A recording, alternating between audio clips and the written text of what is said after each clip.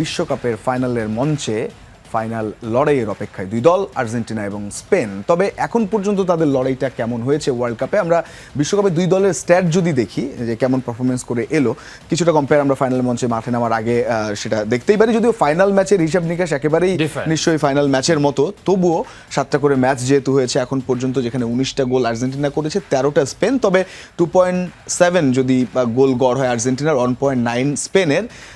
মজার ব্যাপার হচ্ছে গোল খেয়েছে আর্জেন্টিনা 7টা, অর্থাৎ গোল ব্যবধান অপোনেন্টের সঙ্গে 12, একই সঙ্গে স্পেনেরও তাই 13টা তারা গোল দিলেও খেয়েছে মাত্র একটা বেলজিয়ামের সঙ্গে।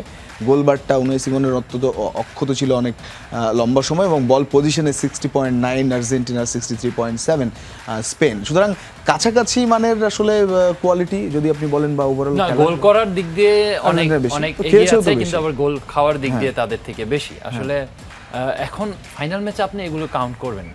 আপনি গোল খেয়েছেন, একটা গোল আপনি দিয়েছেন, 19টা করেছেন, 13টা, আবার 7টা খেয়েছেন। এগুলো আসলে অল ওভার টোটাল যে সামারিটা এই 7টা ম্যাচে আপনার এটা বের হয়েছে ফলটা। আসলে ফাইনাল ইজ ফাইনাল। আমার কাছে মনে হয় যে ওই জায়গায় ইনস্ট্যান্ট পারফরমেন্সটা খুবই জরুরি। আপনার হয়তো যে পারফরমেন্স ভালো করবে এবং যার ট্যাকটিক্সটা কার্যকরী হবে ডিউরিং ম্যাচে, সেই ক্ষেত্রে আপনার সেই টিম এগিয়ে থাকবে।